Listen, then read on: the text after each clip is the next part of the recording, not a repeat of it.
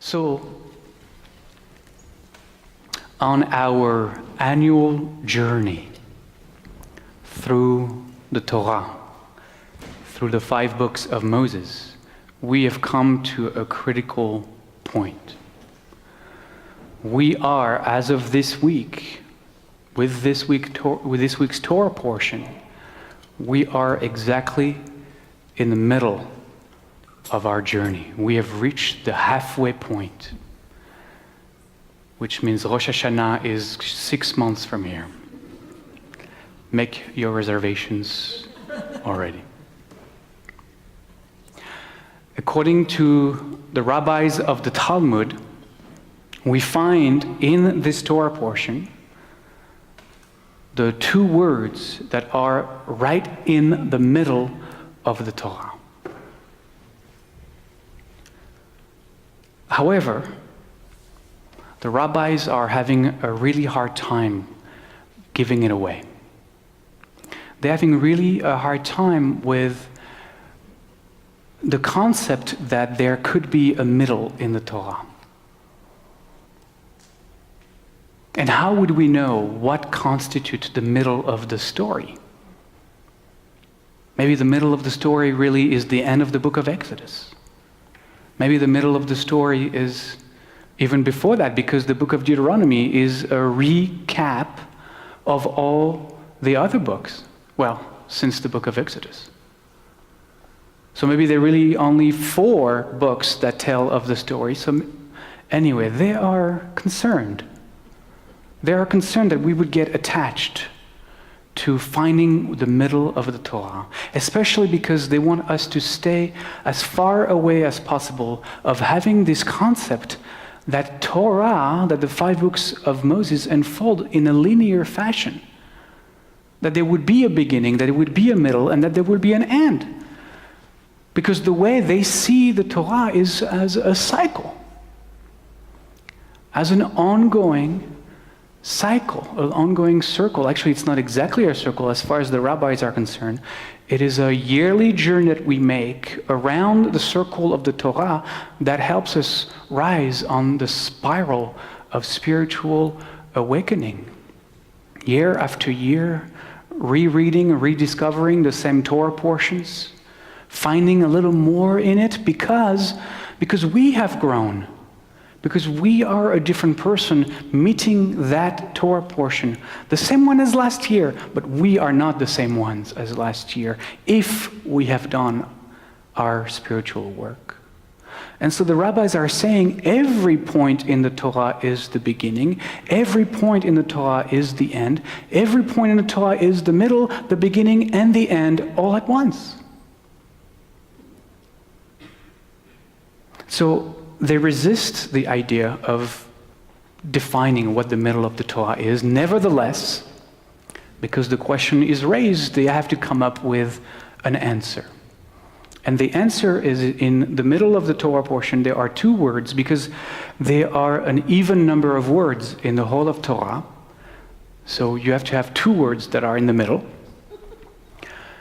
which is totally perfect. Can never agree on that one word, so you just have 2.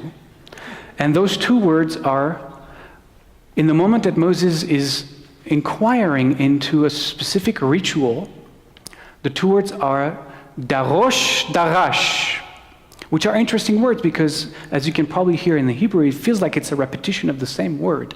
Darosh, darash. And it's one of the things in Torah, there are a few times in the Torah where the Torah is trying to insist on that word, but they didn't have bold font when they wrote to kind of highlight that, or quote marks, or they couldn't italicize.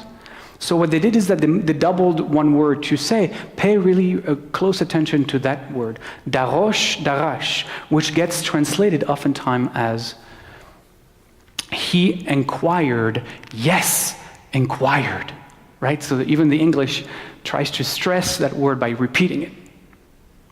If you hear the word darosh, darash, the root of the word is drash, which gives us the word midrash, and midrash means to expound, to expound on something. So it actually could mean, in that case, expound, yes, expound. My favorite translation, which also works, is question. Yes, question. Question all the time. And I think the rabbis are doing this on purpose. They're choosing these two words because nobody's going to go with a tape measure to see if those are exactly the words that are in the Torah right in the middle. That's not what they care about. But they're using the pretext of having been asked that question to make a statement. And the statement is that the first word of the Torah, if we're going to look at it this way, is Bereshit, in a beginning. The last word of the Torah is Israel. And now they join all the three together and they're saying, in a beginning, in every beginning, at every moment, question, yes, question, Israel. Israel means God wrestler, spiritual seeker. And part of the spiritual path is to always continue to question, to challenge our preconceived notions and ideas. So the rabbis are using this question they are being asked to make a teaching. In every moment, question, yes, question, Israel. Never stop questioning.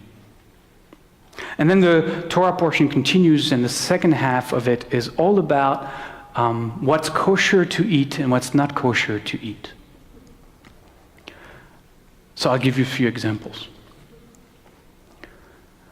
Some of the kosher animals that are roaming the earth that are kosher to eat are those who would have true hooves with cleft through them and that chew their cud. Those would be kosher animals to eat. If they don't do either one of them, if they only do one of them of the two, they're not kosher. If obviously they don't have any of the two, then they're clearly not kosher. So you got to be careful. You can no longer eat camels. So be careful if you wanted to have camels for dinner tonight. You can't do that. Rabbits, not kosher. Pigs, not kosher. Because either they are missing one of the two qualities that we are looking for. In fact, anything that walks on paws, all animals that have paws are not kosher. Others that you may have been tempted to eat, but you can't anymore, mice, moles, lizards, geckos, chameleons, crocodiles, all the reptiles, basically, not kosher. The animals from the sea. If you wanted to know, the only animals that are kosher from the sea are those who have fins and scales. Anything that is missing either one of those two or both is deemed not kosher. So you cannot eat dolphins or sharks. Though they have fins, they don't have scales. Right? So none of that. And obviously you cannot eat any of the crabs, shrimps, lobsters, and all that kind of foods, because they have neither. For the birds, I hope you're taking notes, because you're going to have to redo your list, your grocery shopping list. Sorry.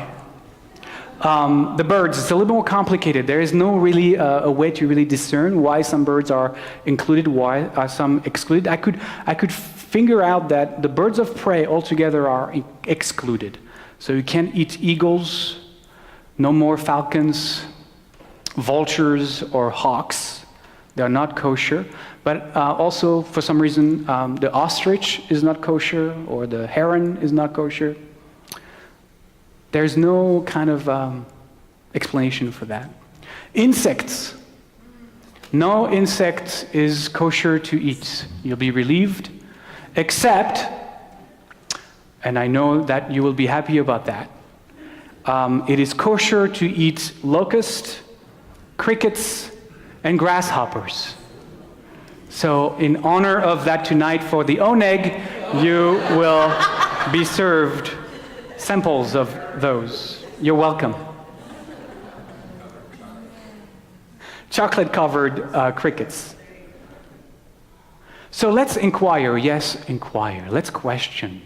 Yes, question as to the purpose of those laws of kashrut, of what is kosher or not kosher. I often hear the argument that most of the laws that define what is fit for consumption or is not is based on health concerns. Somehow, 3,000 years ago, our ancestors had figured out all the animals that could be dangerous to our health and therefore excluded all of them. I don't buy this argument. It's a good argument. In fact, one of the greatest rabbis of all time, Moses Maimonides, who was a physician, is one of the few, if not the only one, who actually tried to make that claim. I have a hard time with understanding it this way because you have to realize that 3,000 years ago, to have that kind of knowledge in a society that didn't know that washing your hands before cooking or before dinner was the thing you needed to do is a little bit of a stretch. It's a little bit of a stretch.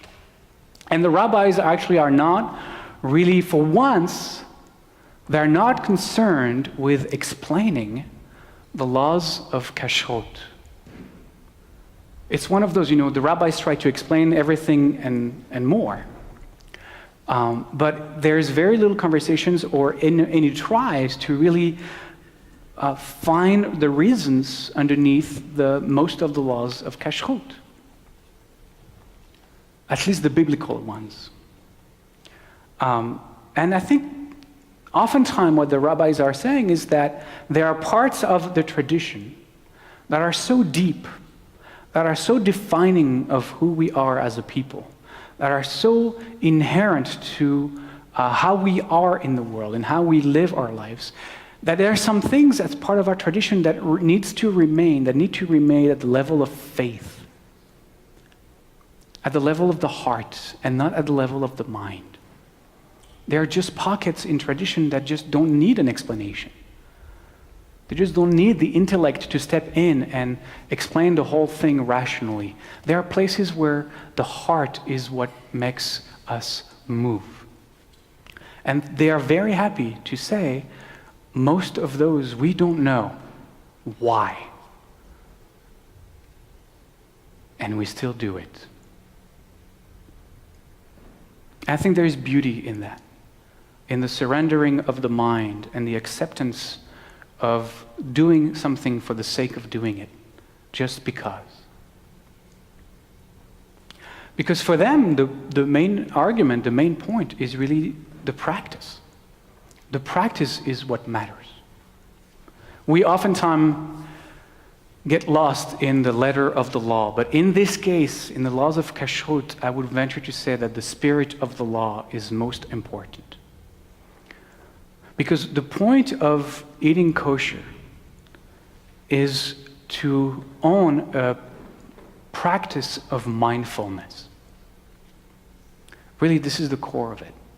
I mean, all of us have probably at one point or another embraced a kind of diet this way or that way that restricted these kinds of foods or that kind of foods.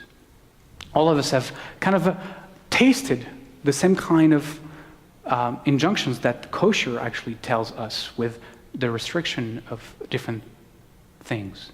We've all tried these kind of things. There are people, and many of you I know, who have made a life choice to be either vegetarian or vegan or any variation thereof.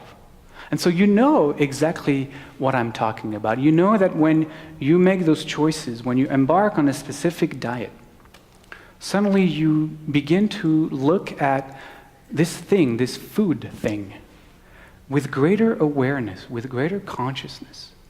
Not only as it relates to the health and the well-being of your physical self, but also as it relates to the well-being and the health of the earth. And beyond even that, the well-being and the health of all of those millions of human beings that are involved in the production of food for humanity. And it's only these things that when we don't pay too much attention and just we eat mindlessly, suddenly the things come very clear into focus. That what mattered to the rabbis. That what mattered to the rabbis is to be present to the sacredness in the midst of one of the most mundane human activities. In fact, one of the injunctions in the Talmud is that we, each of us, are to see our home dining table as if it was the altar of the temple in Jerusalem, in the Holy of Holies. This to point to the sacredness of the moment, of the event that is sharing meal together, sharing food together. And I think that's exactly the problem we are faced with in this day and age. Is that the story of separation, the story of fear, the story of scarcity that is the dominant story of our civilization has caused the desacralization of the earth and of what the earth produces in order to sustain life. More than that, it has turned this most sacred part of creation into a commodity. A commodity to be traded on Wall Street. A commodity that becomes part of the capitalist competition mindset, where what matters the most is how much yield one can get from a certain acre of land. And that has brought pesticides. That has brought GMOs, genetically modified organisms. Why? In the interest of profit, in the interest of maximizing yields from our crops. That has brought devastation of our forests the world over in order to clear the way for grazing. Because we are consuming more and more meat. And so we need more and more space to raise more and more cattle. And so we are cutting down billions of trees the world over to give those cattle the grass they need so we can kill them to be eaten somewhere else in the world. In the meantime, we are tearing down all the forests. We are shrinking the very lungs of the earth like a cancer. And those are just a few examples of the consequences of the desacralization of earth, of no longer being able to see the divine manifesting in a flower, in a field, in a tree.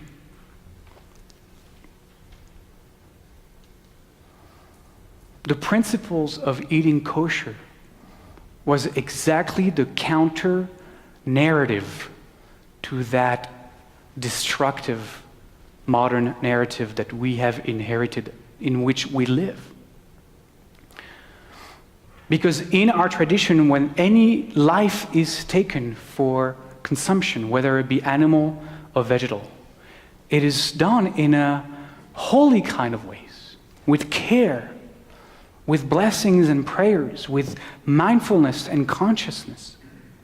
No life is taken the way animals are being brought to the slaughter these days. It is done ritualistically. It is a means to see the earth and its cycles as sacred, respecting, separating what needs to be separated. The milk and the meat is just an example, but there is clear consciousness in our Jewish tradition that what should not be mixed together should be kept separate. But in our days, we see that even cattle is being fed other animals, ground and pulverized and made into a goo that they don't even know. That those animals that are vegetarian animals are fed meat. Our tradition is very clear. You can't do that. You need to keep separating what needs to be kept separate.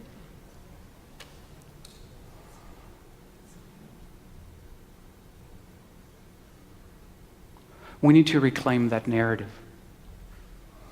I'm not going to ask any one of us, me included, to become Orthodox kosher eaters tomorrow. That is not the point that I'm trying to make.